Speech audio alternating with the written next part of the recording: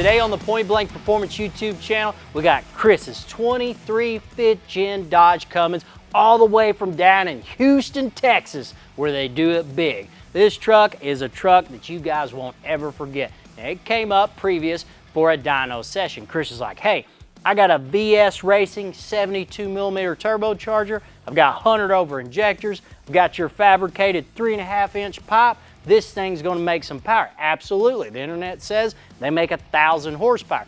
Plug in the video here, Baxter. What did it make? It makes over 800 real horsepower on our Mustang dyno. That is damn impressive. Super impressed with this truck. It's no slouch, guys. Now, we've got the front end off.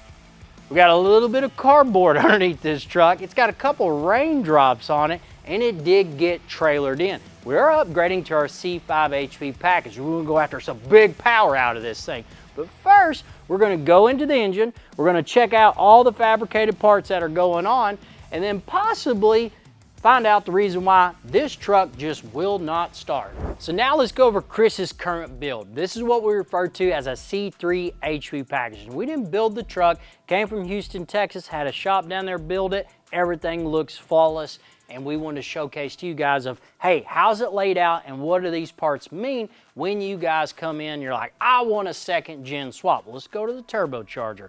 Turbocharger is sitting into a high mount location. Second gen swap. Break that down for me a little bit more.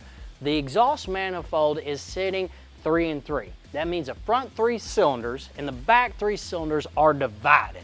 They're divided so you get half the cylinders in the front, half the cylinders in the back, feeding the turbocharger on the exhaust side, the turbine wheel.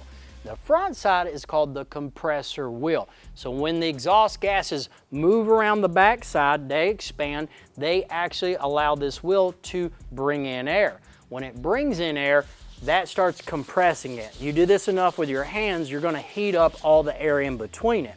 So once that compressed air goes through this charge pipe, it's your hot pipe, runs down here to the intercooler, flows across it, you start getting charged air. It got cooler. So if it got cooler, all the molecules come together and they get more dense. To make this make sense, anytime in the winter time, it cools down 50 degrees. You're like, dude, my truck picked up 100 horsepower. Hell yeah, it picked up 100 horsepower because it got so much cooler out there. Just add nitrous to it, you can do the same thing. Runs up through the intercooler, 3.5 inches, into the 5-axis intake horn, and then we need to allow all that boost pressure because it's sitting on the back side of the valve and it's just sitting there and it's like, I'm ready. How does that happen to open up that valve? This is your crankshaft. It's all keyed in here, straight cut gears.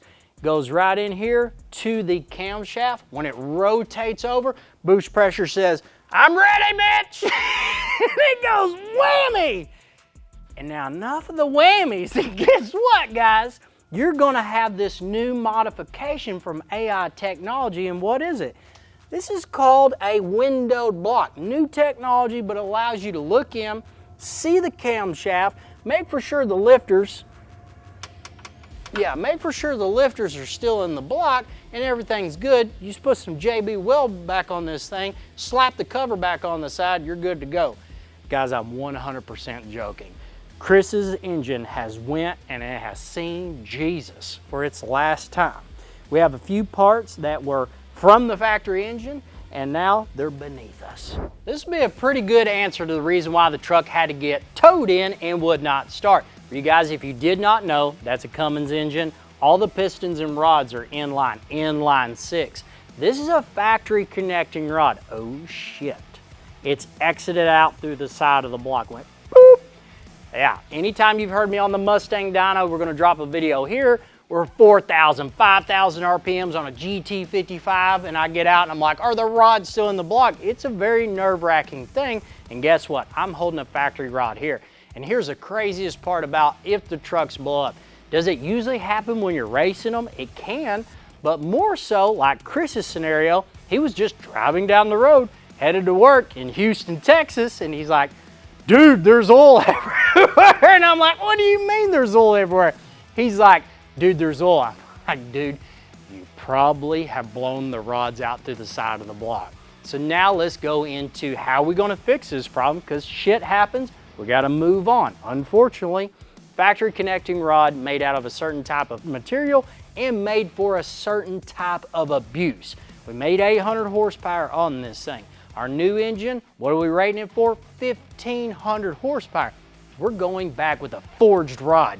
That means America came in, we've got this material, it goes down into a mold, and we make this rod out of big boy stuff. Now to make it make sense, look at this. Rod's sitting there like this, the piston goes over the top, this is a wrist pin. I don't think it'll come out. It will not come out. See how thick that thing is? It slides through the other open end of the piston, and they go up and down together. So when I'm on the Mustang dyno and we've got 100 pounds of boost pressure just going down on it, because an engine is literally a vacuum pump pulling air in, and then boom, when another cylinder goes, exiting power. This rod takes one hell of a beating.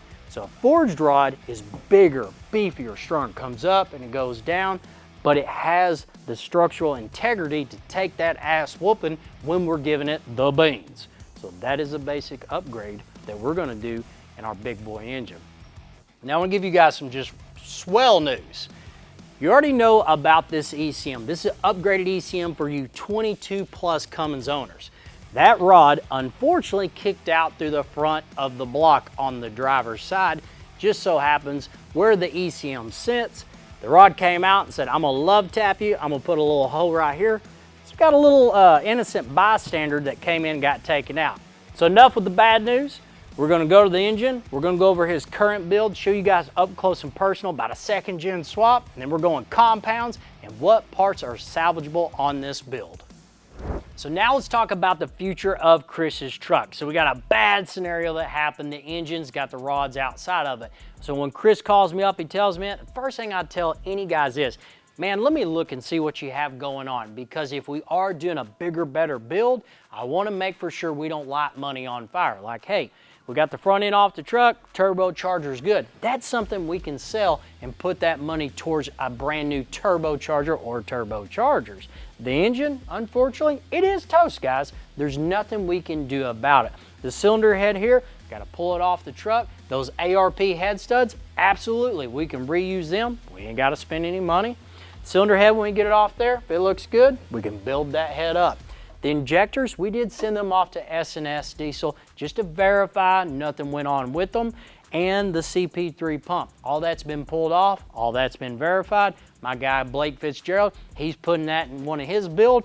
Awesome, Blake, thank you, because now we get to buy bigger injectors that we really wanted to put in the new engine. So we saved some money. It was actually a cool thing, it worked out. The intercooler pipe here, the 3.5 inch, all that to our 5-axis intake horn, man, no money's been wasted there. We're good to go. Intercooler's safe and sound, awesome. So at the end of the day, we got an engine that took a dump. We got an ECM, they got the hell beat out of it and lost a fight, but we didn't burn all the parts that are on this truck that we can use, and we reallocated them to get some bigger, better injectors. That's what I like. Now I want to talk you through our C5 HP package and what turbos are going to go on over here. Now we're down to the C5 part of Chris's build. What does that mean for you guys? When I say C5, I mean it's rated for 1,500 verbal horsepower, air, fuel, engine, transmission, baby, 68 RFE. Hang in there, because we're bringing the thunder. And when I tell you guys those bold statements, I say that with confidence, but I say that also with realism. What do you want out of this truck? I want 1,200 horsepower out of Chris's truck. We've been there on these builds. We want it to be a daily driver. We want it to whip up on supercars, fun as shit, turbochargers, big RPMs. That is something that we can deliver out of these Cummins platforms, and you can daily drive them and keep the rods inside the blocks. Now Zeus over there, the big deck plate engine, this is going to be an engine that's going to give it a run for its money. We've got a comparable injector in it. We've got a comparable compound turbo system. Man, we're going to slide this thing in here sideways. We got some new CNC parts we've been working on. Super happy about how we want to position all these turbochargers. I watch too much those guys on Fuel Tech, and I see those turbochargers slanted. I'm gonna give it everything I got. So as we progress with the fabrication, the owner, Chris, he'll get to see it. We'll have YouTube videos up of this build, shorts, so make for sure you guys follow along, because if you're a 5th gen Dodge Cummins owner, Tag all your buddies with those 1200 horsepower builds, put them all below, and let me know where we lay on building these trucks. Make sure you like and subscribe to the YouTube channel. We'll see you back here at Point Blank Performance.